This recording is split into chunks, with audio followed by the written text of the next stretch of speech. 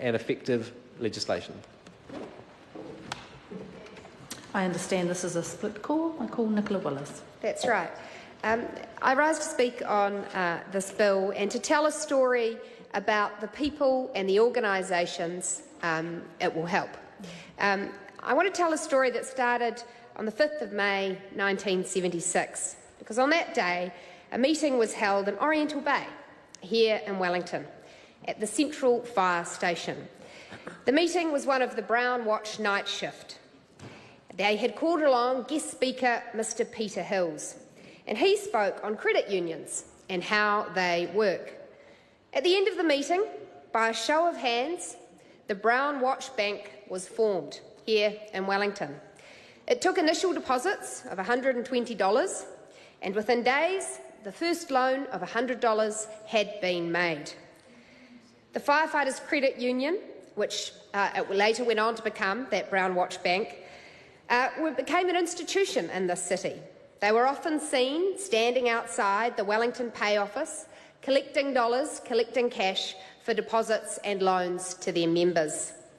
Sometimes a fire engine would even be seen outside members' homes, conducting the business of the credit union. So today, that credit union, started here in Wellington, has grown to become a New Zealand-wide union. In 1981, also the year I was born, Madam Speaker, it became the New Zealand Firefighters Credit Union. And today that union has 2,200 members, 13 million in total assets, and an office in Petone, unfortunately no longer in Wellington Central, but in the esteemed Hutt South electorate represented by Chris Bishop. So today that credit union provides savings, lending and transactional banking services to firefighters and their families. To quote that union, "The dream in 1976 has become reality. We now have an organisation of people helping people that we can be proud of, saving and borrowing with the people we trust most, ourselves."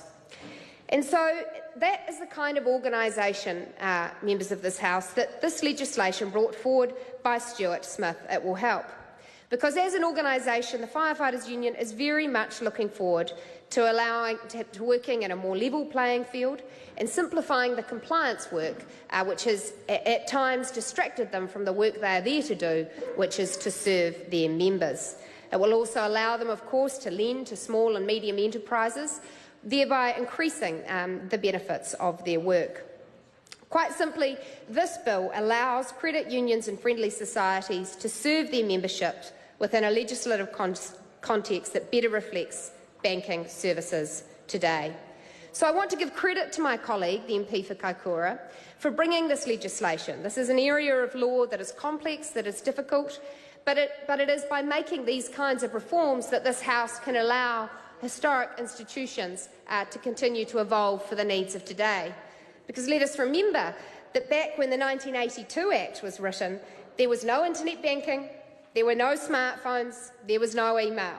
And all of those things are now seen as essential to modern banking. And so by allowing credit unions and friendly societies to continue to serve their membership and evolve to meet these things, we're allowing them to survive.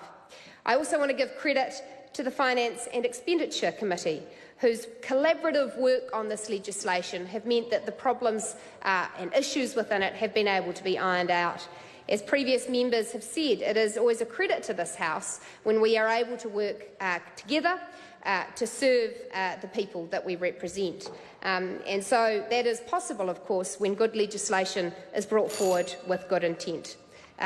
Madam Speaker, when I think of the New Zealand Firefighters Credit Union and its long history of serving its members, and I think of its ability to continue to do that to this day, it is clear to me that this is a worthy bill and something that this Parliament can be pleased to pass into law. Thank you, Madam Speaker.